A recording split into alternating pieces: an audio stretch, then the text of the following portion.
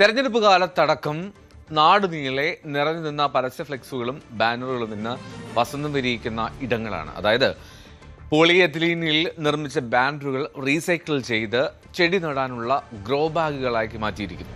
Thiruvananthapuram Manacaud Karthika Thirunal girls higher secondary സ്കൂളിലെ പൂന്തോട്ടത്തിലാണ് ഈ പൂച്ചട്ടികളുള്ളത്.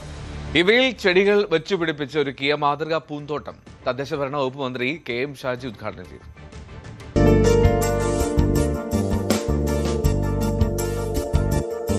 ഫ്ലെക്സും ബാനറുമില്ലാതെ എന്ത് തെരഞ്ഞെടുപ്പ്? പൊതുവെ പരസ്യങ്ങൾക്കെല്ലാം അത് വേണം.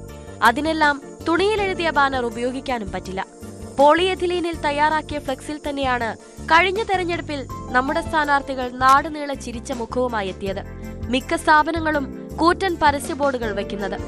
ഉപയോഗം കഴിഞ്ഞാൽ ആ ബാനറുകൾ എന്ത് ചെയ്തു എന്ന് ആലോചിച്ചു നോക്കിയിട്ടുണ്ടോ? ഉണ്ടെങ്കിൽ അതിനുത്തരം Thiruvananthapuram Manacaud Karthika Thirunal government higher secondary സ്കൂളിൽ വന്നാൽ കാണാം.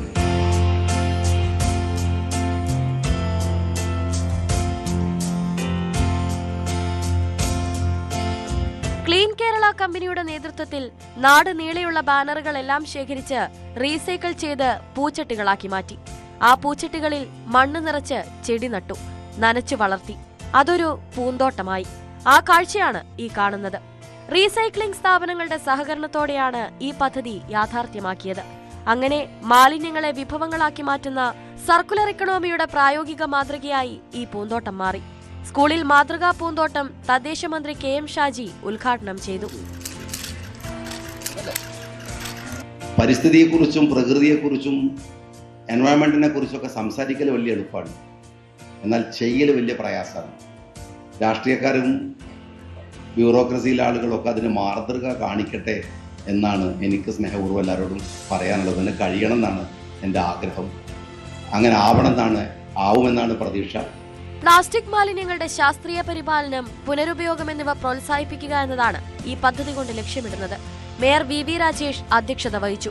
വിഴിഞ്ഞം അന്താരാഷ്ട്ര തുറമുഖം മാനേജിംഗ് ഡയറക്ടർ ദിവ്യ S. അയ്യർ, തദ്ദേശ സ്വയംഭരണ വകുപ്പ് പ്രിൻസിപ്പൽ ഡയറക്ടർ ജെറോമിക് ജോർജ് എന്നിവരും പങ്കെടുത്തു. അതിഥികൾ കുട്ടികൾക്കൊപ്പം പൂന്തോട്ടം സന്ദർശിച്ചു.